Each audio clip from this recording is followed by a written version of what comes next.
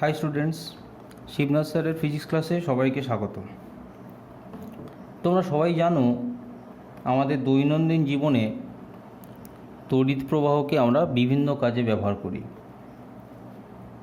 এখানে তড়িৎ প্রবাহের ব্যবহারের কয়েকটা উদাহরণ দেওয়া হয়েছে। একটা হচ্ছে বৈদ্যুতিক ইস্ত্রি, বৈদ্যুতিক বাল্ব, বৈদ্যুতিক হিটার এবং ফিউজ তার। সবাই একটু ভালো করে লক্ষ্য করলে দেখতে পাবে এই যে চারটে বৈদ্যুতিক যন্ত্র, প্রত্যেকটা যন্ত্রেই কিন্তু তড়িৎ প্রবাহ পাঠানোর ফলে যথেষ্ট পরিমাণে তাপ উৎপন্ন হয়। এর মধ্যে ফিউজ তারে যদি একটা নির্দিষ্ট মাত্রার থেকে বেশি পরিমাণ তড়িৎ প্রবাহ পাঠানো হয় তাহলে ফিউজ তারটি গলে যায়। আবার বৈদ্যুতিক ইস্ত্রি এবং বৈদ্যুতিক হিটার, এই দুটি যন্ত্রে উৎপন্ন তাপটাকে আমরা কাজে লাগাই। বৈদ্যুতিক বাল্বের ক্ষেত্রে আমরা যখন তড়িৎ প্রবাহ পাঠাই, বাল্বের মধ্যে যে তাপ উৎপন্ন হয় সেই তাপে বাল্বের যে ফিলামেন্ট সে আলো বিকিরণ করে। তাহলে আমরা দেখতে পাচ্ছি যে কোনো একটি যন্ত্রের মধ্য দিয়ে যদি তড়িৎ প্রবাহ পাঠানো হয় তাহলে কিছু কিছু যন্ত্র সেই তড়িৎ প্রবাহকে কাজে লাগিয়ে তাপ উৎপন্ন করতে পারে। প্রকৃতপক্ষে একটি বৈদ্যুতিক যন্ত্রের মধ্যে যে অংশের রোধ খুব বেশি সেই অংশের মধ্যেই যদি তড়িৎ প্রবাহ ঘটানো হয় তাহলে ওই অংশে তাপ উৎপন্ন হয়। আমাদের আজকের আলোচ্য বিষয় হলো যে একটি বৈদ্যুতিক যন্ত্রের মধ্য দিয়ে বা একটি বৈদ্যুতিক যন্ত্র না বলে একটি রোধের মধ্য দিয়ে যদি তড়িৎ প্রবাহ পাঠানো হয় তাহলে ওই রোধটিতে উৎপন্ন তাপ ঠিক কোন কোন বিষয়ের উপর নির্ভর করে। ধরা যাক এইটা হচ্ছে একটি রোধ, সেই রোধের এ থেকে বি বিন্দুর দিকে আমরা আই পরিমাণ তড়িৎ প্রবাহ পাঠাচ্ছি। তাহলে এই আই পরিমাণ তড়িৎ প্রবাহ পাঠানোর ফলে এই রোধটাতে তাপ উৎপন্ন হবে। এই যে তাপটা উৎপন্ন হবে সেটাকে আমরা এই যন্ত্রগুলোতে কাজে লাগাই। প্রশ্ন হচ্ছে এই রোধে উৎপন্ন তাপের মান কোন কোন বিষয়ের উপর নির্ভর করে, অর্থাৎ আমরা কিভাবে এই উৎপন্ন তাপের মান বাড়াতে পারি বা কিভাবে এই উৎপন্ন তাপের মানটা কমাতে পারি। তাপ হচ্ছে এক প্রকার শক্তি, তোমরা সবাই জানো। আর শক্তির সংরক্ষণ সূত্র অনুযায়ী যে কোনো শক্তি হয় অন্য কোনো শক্তি থেকে উৎপন্ন হয় কিংবা যে কোনো শক্তি উৎপন্ন করতে গেলে আমাদের কিছু কার্য করতে হয়। সুতরাং একটা রোধের মধ্যে যখন তড়িৎ প্রবাহ তাপ শক্তি উৎপন্ন করছে, নিশ্চয়ই তড়িৎ প্রবাহ কোনো কার্য করছে। এই তড়িৎ প্রবাহ যতটা পরিমাণ কার্য করবে সেটাই হলো ওই রোধে উৎপন্ন তাপ শক্তির পরিমাণ। যদি ওই তারের মধ্য দিয়ে টি সময় ধরে তড়িৎ প্রবাহ চলে তাহলে কার্য, আমরা এই কার্যের রাশিমালা আগে জেনেছি, কার্য ইকুয়াল টু হচ্ছে বিভব পার্থক্য ইন্টু টি সময়ে তারের মধ্য দিয়ে যতটা আধান প্রবাহিত হয়। বিভব পার্থক্য এ বিন্দু আর বি বিন্দুর মধ্যে বিভব পার্থক্য ভি, আধান ধরো টি সময়ে কিউ পরিমাণ আধান প্রবাহিত হয়েছে। এখন প্রবাহ মাত্রা এবং সময়ের সাথে আধানের সম্পর্ক হলো প্রবাহ মাত্রা ইকুয়াল টু আধান ডিভাইডেড বাই সময়। তাহলে এখান থেকে আমরা আধানের মান পাচ্ছি। আধান ইকুয়াল টু তাহলে প্রবাহ মাত্রা আই ইন্টু সময় টি। তাহলে এই সমীকরণে কিউ এর জায়গায় আমরা তাহলে বসাতে পারবো কি আই ইন্টু টি। দেখো আই ইন্টু টি বসানো হয়েছে। আর ভি মানে ওহমের সূত্র অনুযায়ী আমরা জানি আই আর। তাহলে এই দুটো জিনিসকে যদি গুণ করা হয় তাহলে আমরা পেয়ে যাচ্ছি আই আর আই মিলে আই স্কোয়ার আর টি। অর্থাৎ দেখা যাচ্ছে যে একটা তারের মধ্য দিয়ে টি সময় ধরে আই পরিমাণ তড়িৎ প্রবাহ যদি পাঠানো হয় তাহলে কৃতকার্য হলো আই স্কোয়ার আর টি। এই কৃতকার্য যতটা সেটাই হচ্ছে ওই তারের মধ্যে উৎপন্ন তাপের পরিমাণ। যদি আমরা তাপের একককে জুল নিই তাহলে উৎপন্ন তাপ আই স্কোয়ার আর টি হবে। কিন্তু যদি আমরা তাপের একক ক্যালোরি নিতে চাই তাহলে W equal to J H formula অনুযায়ী উৎপন্ন তাপ এইচ ইকুয়াল টু হয়ে যাবে I square R T by J. আবার এই সমীকরণটাকে আমরা সিজিএস পদ্ধতিতেও প্রয়োগ করতে পারি, এসআইতেও প্রয়োগ করতে পারি। যদি আমরা এসআইতে এই ফর্মুলা প্রয়োগ করতে চাই তাহলে জের মান বসাতে হবে 1। এসআইতে জের মান যদি 1 হয় সেক্ষেত্রে কিন্তু এইচের একক হয়ে যাবে joule, I square R T joule. আর যদি আমরা ক্যালোরিতে প্রকাশ করতে চাই তাহলে জের মান নেব 4.2 জুল পার ক্যালোরি, সেক্ষেত্রে এইচের মান ক্যালোরি এককে আমরা পাব। তাহলে এটা হলো একটি রোধের মধ্য দিয়ে তড়িৎ প্রবাহ যাওয়ার জন্য ওই রোধটিতে উৎপন্ন তাপের পরিমাণ। আমরা উৎপন্ন তাপের পরিমাণের যে সমীকরণটা পেলাম সেই সমীকরণ থেকেই জানতে পারবো যে উৎপন্ন তাপ কোন কোন বিষয়ের উপর নির্ভর করে। এই ইকুয়েশনের মধ্যে যারা যারা আছে উৎপন্ন তাপ তাদের উপরই নির্ভর করবে। তাহলে কারা কারা আছে? প্রথমে আই আছে, আই হলো প্রবাহ মাত্রা। উৎপন্ন তাপ তাহলে প্রবাহ মাত্রার উপর নির্ভর করবে। আর আছে, আর হলো রোধ, তাহলে উৎপন্ন তাপ রোধের উপর নির্ভর করবে। নেক্সট হচ্ছে টি বা টাইম, তাহলে উৎপন্ন তাপ সময়ের উপর নির্ভর করবে। এই যে তিনটে বিষয়ের উপর নির্ভর করলো, যে তো ধ্রুবক, এই যে তিনটে বিষয়ের উপর নির্ভর করলো, কিভাবে নির্ভর করলো না, যদি আর এবং টি এরা দুজন ধ্রুবক থাকে তাহলে উৎপন্ন তাপ এইচ আই স্কোয়ারের সাথে সমানুপাতিক। আবার যদি এরা দুজন ধ্রুবক না থেকে আই এবং টি ধ্রুবক থাকে তাহলে এইচ আর এর সাথে সমানুপাতিক হবে। আবার যদি আই এবং আর ধ্রুবক থাকে তাহলে উৎপন্ন তাপ সময়ের সাথে সমানুপাতিক হবে। তাহলে উৎপন্ন তাপ দেখা যাচ্ছে তিনটে বিষয়ের উপর নির্ভর করে। প্রবাহ মাত্রা যত বাড়বে উৎপন্ন তাপ তত বাড়বে, রোধ যত বাড়বে উৎপন্ন তাপ তত বাড়বে, আর টাইম যত বাড়বে উৎপন্ন তাপ তত বাড়বে। তবে খেয়াল রাখতে হবে এই ক্ষেত্রগুলোতে কারা কারা ধ্রুবক আছে। ধ্রুবক যদি পাল্টে যায় তাহলে কিন্তু সম্পর্কগুলো একটু একটু পাল্টে যাবে। আমরা এই তিনটে যে সম্পর্ক পেলাম, এই তিনটে সম্পর্ককে একসাথে বলবো তাপ সংক্রান্ত জুলের সূত্র। এই তাপ সংক্রান্ত জুলের সূত্র পরীক্ষার জন্য কিন্তু খুবই ইম্পর্টেন্ট একটা প্রশ্ন। এখন একটা প্রবলেম দেওয়া হয়েছে, 10 ওহম রোধের একটি তারের মধ্য দিয়ে 1 মিনিট ধরে 5 অ্যাম্পিয়ার তড়িৎ প্রবাহিত হলে উৎপন্ন তাপ কত? দেখো 10 ওহম রোধ মানে আর এর মান দেওয়া আছে, তাহলে আর আমরা জেনে গেলাম। সময় দেওয়া আছে, সময় টি আমরা জেনে গেলাম। প্রবাহ মাত্রা মানে আই জেনে গেলাম। তাহলে দেখো উৎপন্ন তাপ এইচের মান তো এই তিনটে বিষয়ের উপরই নির্ভর করে। তাহলে এই তিনটে বিষয়ের মান যদি এখানে বসিয়ে দেওয়া হয় তাহলে আমরা উৎপন্ন তাপের মান পেয়ে যাচ্ছি। যের মান 4.2 বসানো হয়েছে, তাই এই উৎপন্ন তাপের একক আমরা পাবো ক্যালোরি। এখন দেখো এই যে সূত্রটা আমরা একটু আগে পেয়েছিলাম H equal to I square R T by J, এই সূত্রটাকে একটি অন্য রূপে প্রকাশ করা হয়েছে। এই সূত্রের মধ্যে যে আই বা প্রবাহ মাত্রা আছে সেই প্রবাহ মাত্রা আয়ের জায়গায় আমরা ভি বাই আর বসাতে পারি। I equal to V by R কোথা থেকে এলো না, ওহমের সূত্র থেকে এলো। সুতরাং আয়ের জায়গায় যদি ভি বাই আর বসানো হয়, দেখো এখানে বসানো হয়েছে, সেক্ষেত্রে আমরা ইকুয়েশনটা পেয়ে যাচ্ছি H equal to V square T divided by R J. অর্থাৎ উৎপন্ন তাপের সমীকরণ আমরা এটাও ধরতে পারি I square R T by J. আবার উৎপন্ন তাপের সমীকরণ আমরা V square T divided by R জেও কিন্তু ধরতে পারি।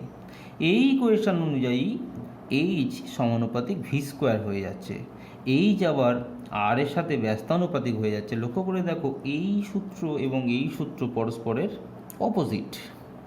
এরকম অপোজিট হওয়ার কারণ হচ্ছে এখানে ধ্রুবক রাশি যারা, এখানে কিন্তু ধ্রুবক রাশি তারা নয়।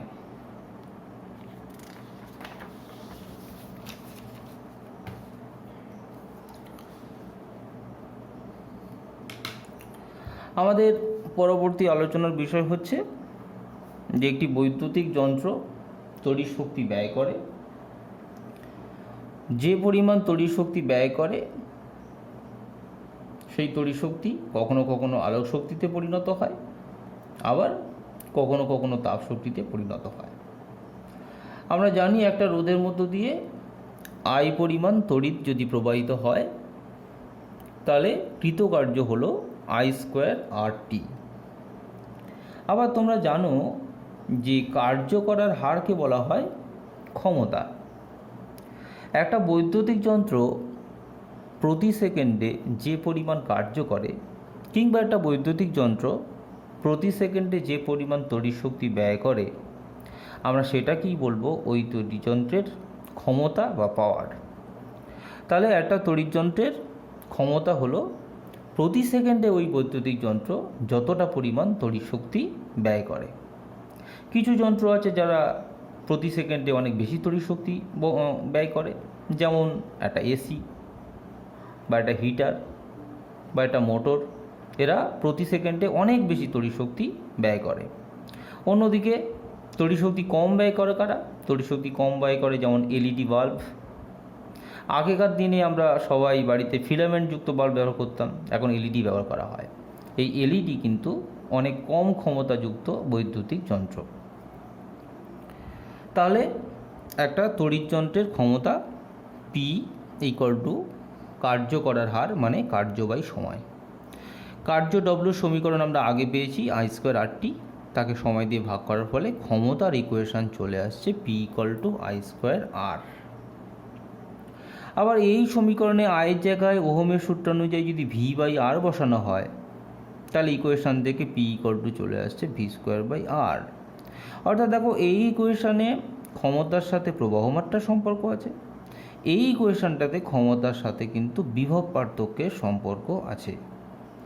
আবার এই সমীকরণটাকে আমরা P equal to V into I এই আকারেও প্রকাশ করতে পারি। তাহলে একটা বৈদ্যুতিক যন্ত্রের ক্ষমতার জন্য আমরা তিনটে ইকুয়েশান পেলাম, একটা হচ্ছে আই স্কোয়ার আর, একটা হচ্ছে ভি স্কোয়ার বাই আর, আর একটা হচ্ছে ভি ইন্টু আই। আমাদের পরবর্তী টপিক হচ্ছে, আমরা যে সমস্ত বৈদ্যুতিক যন্ত্র বাড়িতে ব্যবহার করি তাদের ক্ষমতা কিন্তু আমাদের অনেকেরই জানা।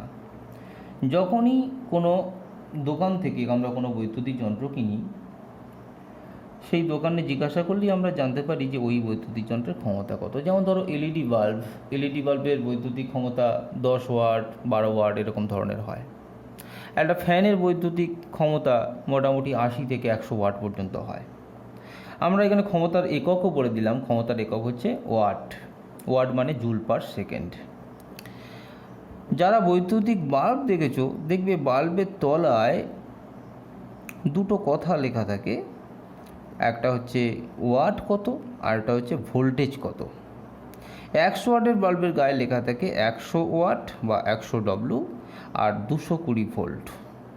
বাড়িতে আমরা যত বৈদ্যুতিক যন্ত্র ব্যবহার করি, প্রত্যেকটি বৈদ্যুতিক যন্ত্রের বিভব পার্থক্য হলো 220 থেকে 240 ভোল্ট। আমরা বিভব পার্থক্য 220 ভোল্টই ধরব। যেহেতু বাড়িতে প্রত্যেকটি যন্ত্র সমান্তরাল সমবায়ে যুক্ত থাকে, তাই বাড়ির প্রত্যেকটি যন্ত্রের বিভব পার্থক্য এই 220 ভোল্ট। তাহলে দেখা যাক এই দুটো কথা থেকে আমরা ওই বৈদ্যুতিক যন্ত্র থেকে কি কি জানতে পারি। 100 ওয়াট লেখা আছে। 100 ওয়াট কথাটার মানে হচ্ছে ওই বৈদ্যুতিক যন্ত্র যখন পূর্ণ ক্ষমতায় জ্বলবে। পূর্ণ ক্ষমতায় জ্বলবে কখন না, পূর্ণ ক্ষমতায় জ্বলবে যদি ওই বৈদ্যুতিক যন্ত্রের দুই প্রান্তে 220 ভোল্ট বিভব পার্থক্য প্রয়োগ করা হয়। তাহলে 220 ভোল্ট বিভব পার্থক্য প্রয়োগ করলে ওই বৈদ্যুতিক যন্ত্র তার পূর্ণ ক্ষমতায় জ্বলবে এবং সেই পূর্ণ ক্ষমতায় জ্বলার সময় সেটি প্রতি সেকেন্ডে 100 জুল হারে তড়িৎ শক্তি ব্যয় করবে। এই দুটো জিনিসকে আমরা একত্রে বলবো ওই বৈদ্যুতিক বাল্বের রেটিং। তাহলে আমরা ভি জেনে গেছি 220 ভোল্ট আর ক্ষমতা পি জেনে গেছি 100 ওয়াট। তাহলে লক্ষ্য করো, পি এবং ভি এই দুজনের মান থেকে আমরা কিন্তু আইও পাবো আরও পাবো। কী করে পাবো না, এই যে তিনখানা ইকুয়েশান আছে, এই তিনখানা ইকুয়েশানে যে বিষয়গুলো জানা সেগুলোর মান যদি বসিয়ে দেওয়া হয়, তাহলে যেটি অজানা সেটি বেরিয়ে যাবে। যেমন এই সমীকরণে আমরা ভির মান বসাতে পারবো, এই সমীকরণে আমরা পির মানও বসাতে পারবো। তাহলে পি আর ভির মান যদি বসিয়ে দেওয়া হয়, তাহলে কি পাবো না আর এর মান পাবো। আর কি, আর হলো ওই বৈদ্যুতিক যন্ত্র যখন জ্বলন্ত অবস্থায় আছে তখন তার রোধ। একই রকমভাবে আমরা আর যদি পেয়ে যাই, তাহলে আর জানা হয়ে গেছে, একজন বাকি আছে আই।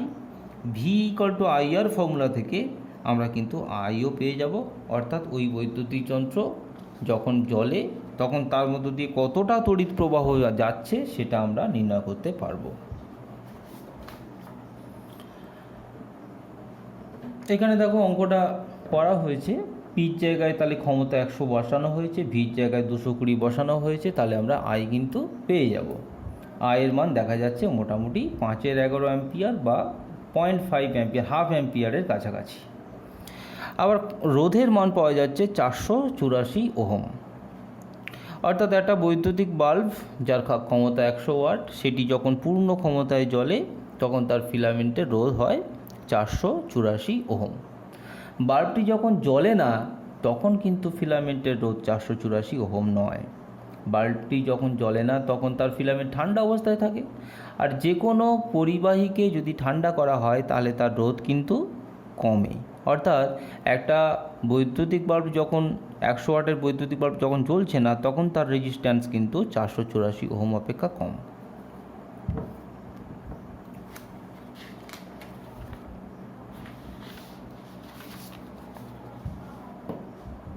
আমাদের পরবর্তী টপিক হচ্ছে একটি বাড়ির কিছু বৈদ্যুতিক যন্ত্র দেখানো হয়েছে।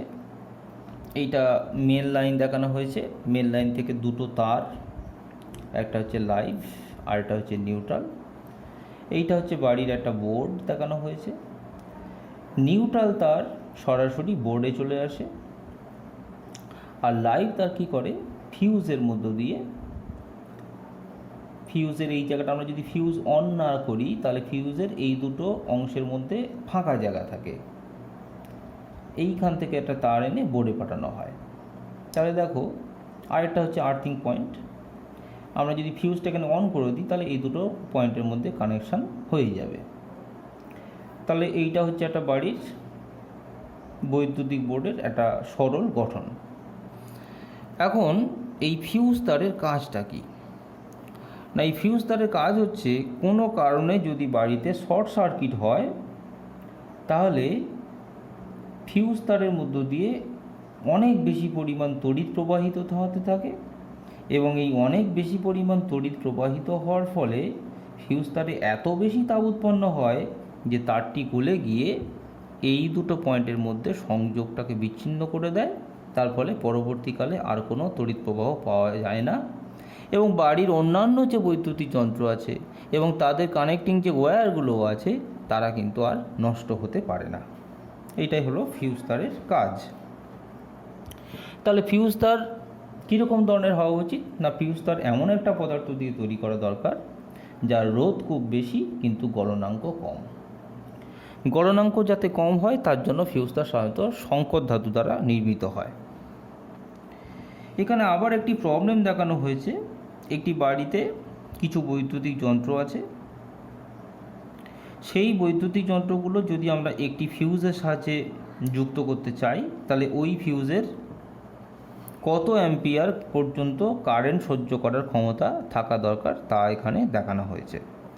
5টি 15 ওয়াটের এলইডি বাল্ব, 5টি 100 ওয়াটের ফ্যান, একটি গিজার 1000 ওয়াটের, একটি টিভি 200 ওয়াটের, একটি কম্পিউটার 125 ওয়াটের, মোট ক্ষমতা পাওয়া যাচ্ছে 1900 ওয়াট। ভোল্টেজ হচ্ছে 250 ভোল্ট ধরে নেওয়া হয়েছে।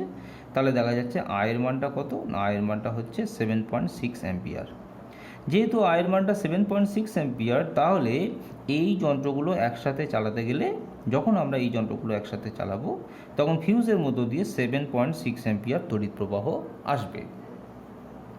সুতরাং ফিউজটা আমাদের এমন নিতে হবে যেন ওই ফিউজের মধ্য দিয়ে ম্যাক্সিমাম 7.6 অ্যাম্পিয়ার বা তার কিছু বেশি তড়িৎ প্রবাহ আসতে পারে, এবং এর থেকে যখন অনেক বেশি তড়িৎ প্রবাহ আসতে চাইবে তখন যেন ওই ফিউজ তারটা গলে গিয়ে বর্তনীটা বিচ্ছিন্ন করে।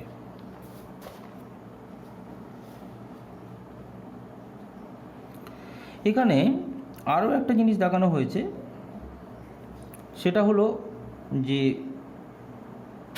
শর্ট সার্কিট কিভাবে হয়। তোমরা জানো আমরা বাড়িতে যখন ওয়্যারিং করি তখন লাইভ তার, নিউট্রাল তার, এরা সবাই পাশাপাশি যায়। এখন কোনো কারণে দুর্ঘটনার জন্য যদি তাপ উৎপন্ন হয়ে লাইভ তারের বাইরের প্লাস্টিকের আবরণ এবং নিউট্রাল তারের প্লাস্টিকের আবরণ এই দুটো গলে যায়, তাহলে লাইভ তার এবং নিউট্রাল তার এরা পরস্পরের সংস্পর্শে চলে আসবে। লাইভ তার আর নিউট্রাল তার যদি পরস্পরের সংস্পর্শে চলে আসে, তাহলেই আমরা সেটাকে বলবো শর্ট সার্কিট বা হর্ষবর্তনী।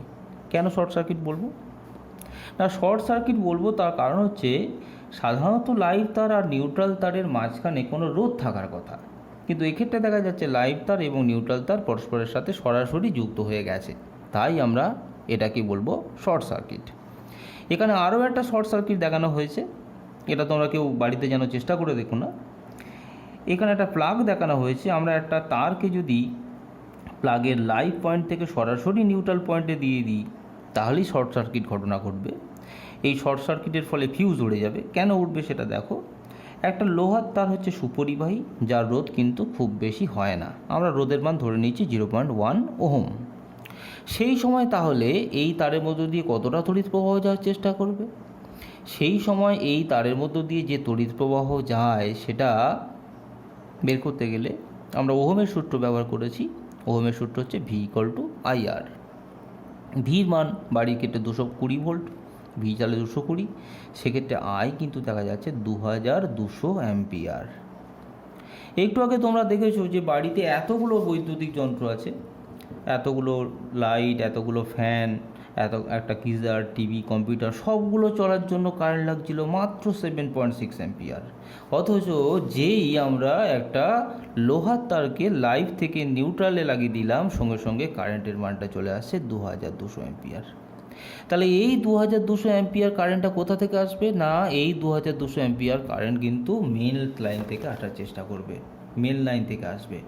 এই মেন লাইন থেকে এত বেশি পরিমাণ কারেন্ট এই তার দিয়ে সে ফিউজ তার হয়ে গিয়ে এই সমস্ত তারের মধ্য দিয়ে, বাড়ির সমস্ত তারের মধ্য দিয়ে যাবে, এবং এই সমস্ত তার যারা তখনও ভালো আছে তাদের মধ্য দিয়ে যদি এত বেশি পরিমাণ তড়িৎ প্রবাহ হয়, তাহলে এত বেশি তাপ উৎপন্ন হবে যে সব তারই কিন্তু পুড়ে যাবে এবং আগুন লেগে যাওয়ার সম্ভাবনা থাকবে।